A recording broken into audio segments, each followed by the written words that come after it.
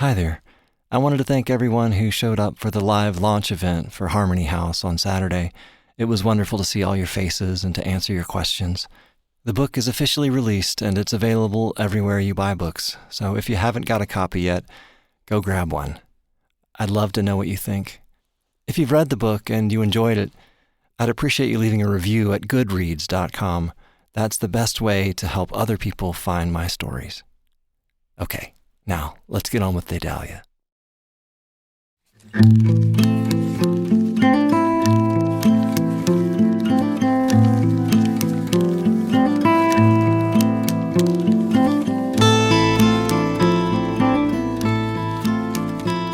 The best medicine for getting over yourself is to help someone else. This is Daedalia, Chapter 31, Desert, Family, Home. I'm Ben Wakeman.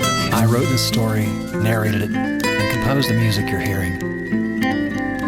You're experiencing it in the way I first imagined it, as a world, a ritual, or perhaps a dream you fall into and float out of each week. If the story of Daedalia pulls you in, you can subscribe or leave a comment on my website, catchrelease.net. That's how I know you're out there.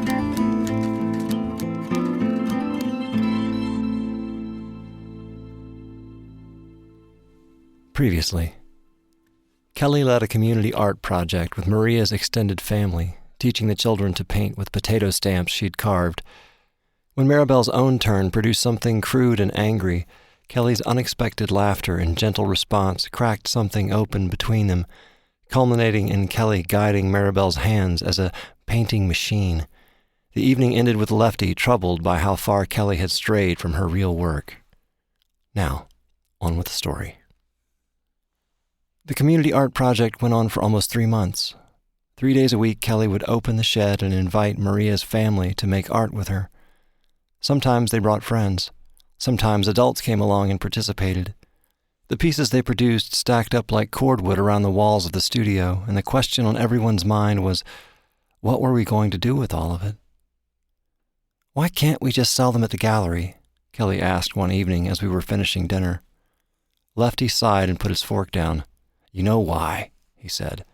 "The point of the gallery was to be a decoy, a distraction, and we don't really need that now. All it will do is draw attention back to us. We can't have that again." Kelly had no response to this. How could she? Her guilt over what happened to me was a leash, and all Lefty had to do was tug it once to remind her. But I had nothing holding me back. "Why is it always your way, Daddy? Why does everybody have to do what you say? It's not fair. We made those paintings with Mom, me and the other kids. What if they want people to see?" "Mare, this is between me and your mother. You don't get a say because you don't fully understand the situation." "You're mean, and you just want to keep everything a secret. You just want to keep everything for yourself." "You see what you've done with your little project?" Lefty said, his eyes focused on Kelly, who was poking her knife into what remained of a pork chop. She didn't look up, so he continued. "Look, I know this has been fun and it's been great to have everyone involved. You've done a kind thing for these kids, exposing them to art, but that's not the only thing I was trying to do. You know there's 9 of them living in Maria's 2-bedroom apartment. 9. "I do. Why do you think I've been making up projects for Enrique and Luis to do around here? If you want, we can just buy them a house. Wouldn't that be better?" "No, it wouldn't. You can't just pay everyone off. It doesn't work like that. It's about more than money. It's about these kids and their parents feeling seen, their story being validated." "I don't think we're talking about Maria's family anymore," he said, pushing back from the table and taking his plate to the sink. I knew a fight was coming, and I left the table without a word, retreating to my room where I could escape into the world of Mario and Luigi, a place where any obstacle could easily be overcome by mashing a button. But no matter how loud I turned up the volume, I could still hear them. "Fuck you, Lefty. I'm not your goddamn singing frog you can keep in a box and take out whenever it suits you." "Should I remind you that this was all your idea? The whole damn thing? Not mine. Not mine, Kelly." Oh, but you've run with it, haven't you? You built your own fucking empire on my work. My work. Not fucking Daedalia's work. My work. Why shouldn't I get credit for my work? Isn't that a normal thing for someone to want? You know it doesn't work like that now.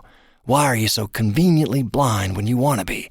You can see amazing things when no one else can, but when it comes to the obvious things, you're a complete child. What are you afraid of, Lefty? What? And don't say it's Maribel's safety. I've paid and paid for what happened, and that's not what this is about. Was he afraid? I didn't know. I didn't think my father was afraid of anything. I really wanted to know how he would answer this question, but they had moved into the living room.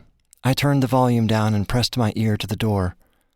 Won't accept you, and I couldn't bear that, I heard him say. It was quiet after that. I'm not sure if my mother was whispering or crying or just didn't have anything to say in response. An hour later, Lefty came in to get me to turn the TV off and go to bed. His face looked sad and tired as he leaned in the doorframe of my bathroom while I brushed my teeth. I'm sorry you had to hear all that, he said. Mommy and I fight sometimes, and it sounds really horrible, but it doesn't mean we don't love each other. Where is she? Did she go away? No, sweetheart, she didn't go anywhere. I'll send her in to say goodnight. Daddy, why can't people know Mommy is Daedalia? I'm sure I had asked him some version of this question hundreds of times before, but this time it landed differently, and he didn't have a ready answer. He came in and sat down on the toilet seat. It's complicated, Mare. You get that, right? Daedalia's work is known all over the world. She's more of an idea than a person. Like Santa Claus? I asked. Kind of. Let's go with that.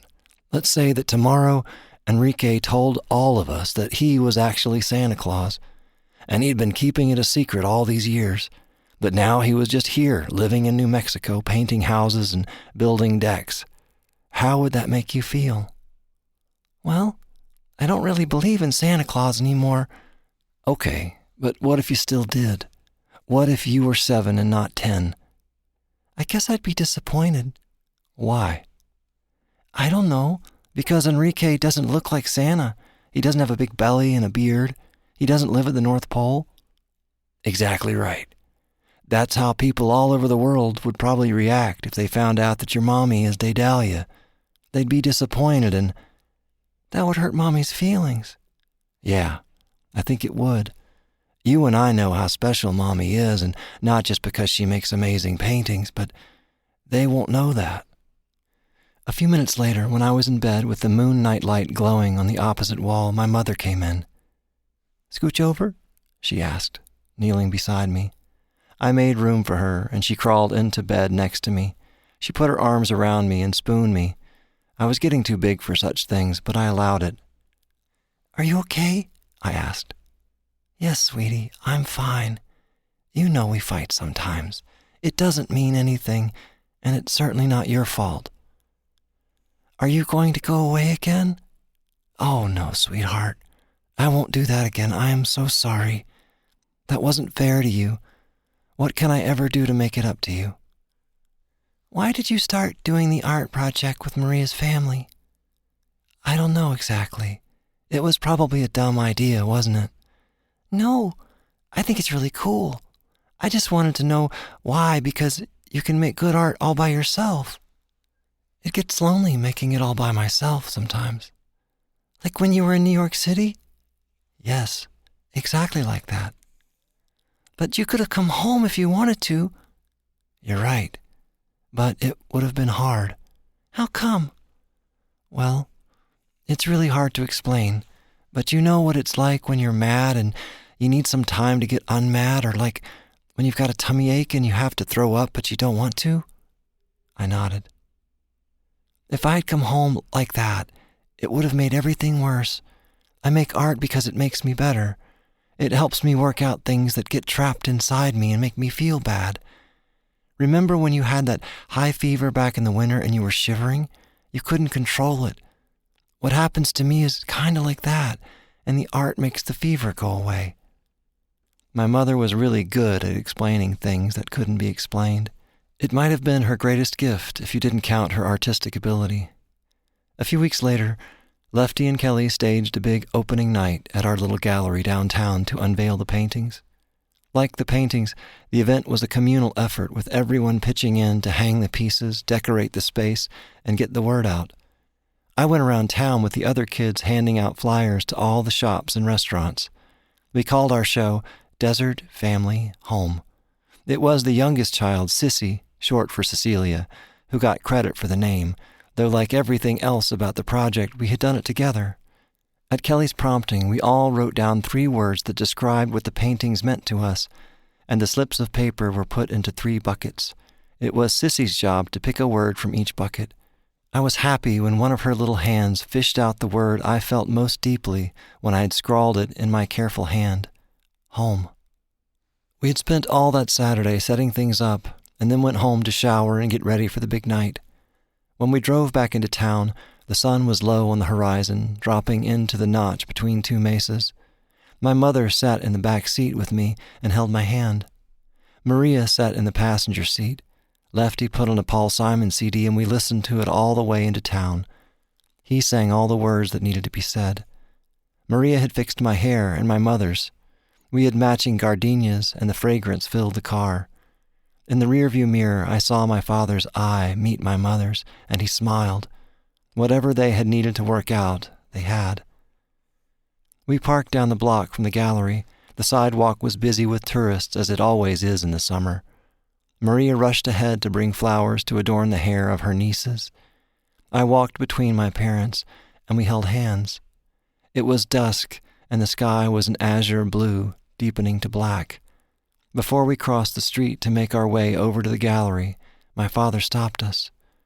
The gallery windows glowed with a warm custard light, a composite of the vivid primary hues that filled the many canvases that covered the walls. Unlike a Daedalia show, there was no mystery here, no hushed, darkened industrial space or haunting music, no Prosecco and canapes, no critics or journalists queuing up on the sidewalk. The gallery door was open, and the bright, jangly sound of Luis's guitar strumming bounced across the pavement. "Let's just wait a minute," my father said. "This is always my favorite part, but I'm usually by myself." I didn't know exactly what he meant, but he squeezed my hand, and when I looked up I could see his eyes were glistening. My mother wasn't looking at him or at me. She was looking across the street at the stenciled sign in the window: Desert Family Home, a Santa Fe community project inspired by artist K.A. Mudd. There wasn't a crowd of strangers, but family and friends of friends when we finally went inside. Us kids posed for pictures on demand in front of the paintings. The adults drank beer from a keg in the back room, laughed and talked loudly to be heard over Luis's guitar. I wandered from canvas to canvas, accompanied by Maria's nephew, Rocky, who was closest to my age. We tried to pretend we were grown-ups as we appraised the paintings and tried to remember which parts we had contributed. It wasn't easy to do. While it was all there, our crude stamps, smears, and splatters had been smoothed, shaped, and transformed beneath my mother's expert hand. One of the paintings hangs in my front hall today, and sometimes when I'm taking off my shoes after a long day, I will pause and look at this Daedalia that no dealer ever appraised. No piece in that show sold for more than a couple $1,000s, and it took months for them all to find homes, but all the money went to Maria's family. With it, they were able to make a down payment on some land and a small house. On a cold night near the end of her life, as I spooned some warm chicken broth to my mother's lips, I asked her what had made her decide to do the project. "I needed to feel something more than that relentless gnawing inside me that never seemed to let me rest. You children, you did that for me." With the exception of those few months when I was 10 years old, my mother's work was always guided by whatever unknown force consumed her and propelled her to people and places that needed to be seen, to be excavated by her talent. But the Desert Family Home project was one she chose of her own free will. I'll never really know how it felt for her, seeing those pieces hang in our little family gallery for months after the show collecting dust. Had she expected the world to open up to them as it did for the Daedalia pieces, or did she understand she was making a trade? Did she have such control of her gift that she could deliberately throttle the magic to appease my father? It's impossible to say, but I don't think so. I believe sometimes she was the horse, and sometimes she was the rider, but either way, she was always running. And that's where we'll leave it for now.